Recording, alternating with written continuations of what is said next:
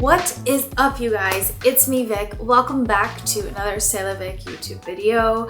If you don't know me, I'm your friendly neighborhood sneaker artist. And today we are tackling an idea that's been living rent-free in my head.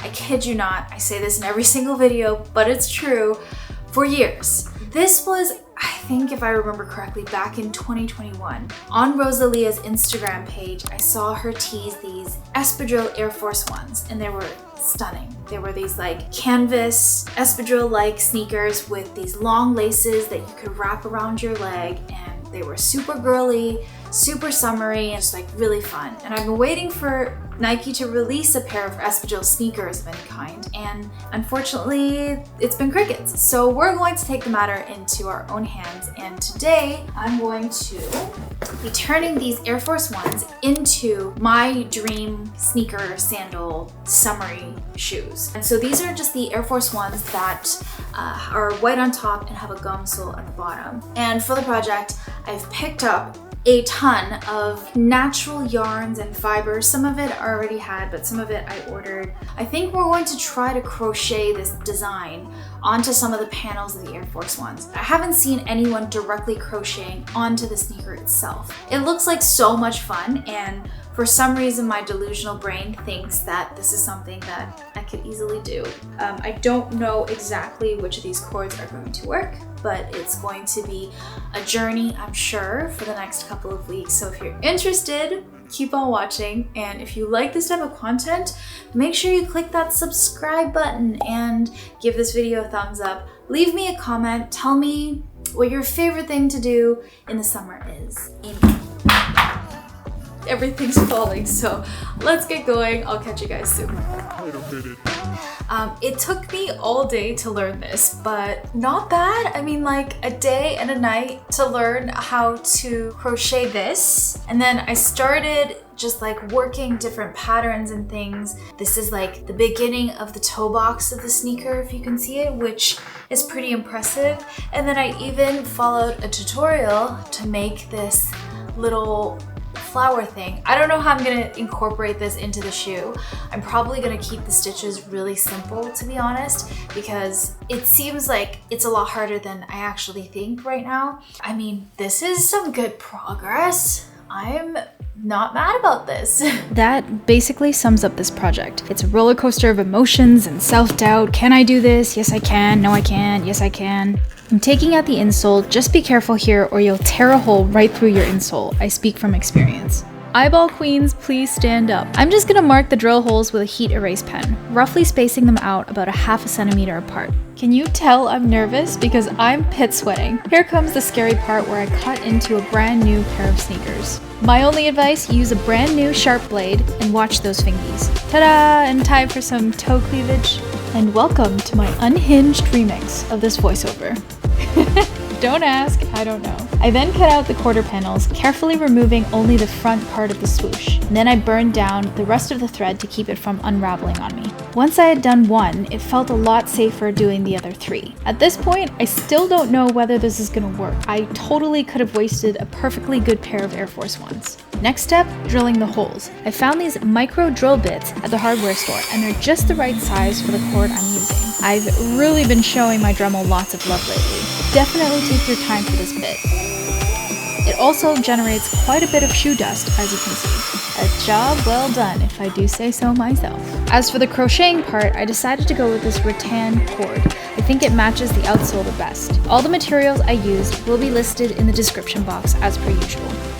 To begin crocheting, I'm creating the starting stitches around the frame of the panels. This will allow me to build my stitches inside afterwards. Since I'm such a noob at this craft, I don't know the exact terms for each one of the stitches, so bear with me, just watch what I'm doing and I hope it's easy to follow along.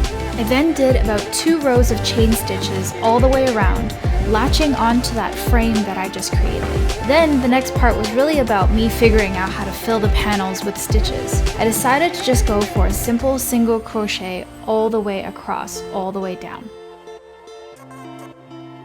Then I repeated using a similar technique on the quarters. I'm not gonna lie, this part took me over 3 weeks on and off just to figure out. Being new to crocheting and everything, I had to learn how to add and subtract stitches to follow that irregular shape of the panels. And honestly, there was a lot of cutting and redoing and, oh my god, is this gonna work? Why is this so ugly? I don't think I can do this. Why did I think I could do this?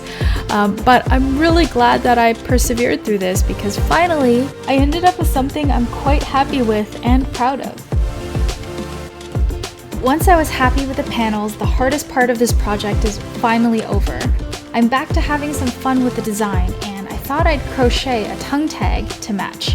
If anything, this part was just tedious. Single crochets all the way up, and look how cute it is when it's on top. I went ahead and stitched that onto the existing tongue tag. And don't worry, the tongue tag video that I promised is in the making and coming very soon. And then the next step was stitching the Nike swoosh back onto that crocheted panel. Now that the front looks pretty good, the back is starting to look a little empty. So to continue drawing from the Espadrille reference, I'm going to crochet an extended back tab that runs up the heel with some extra room in the loop for the laces to go through around the back. That was a mouthful. I hope you guys get my vision and what I was trying to achieve.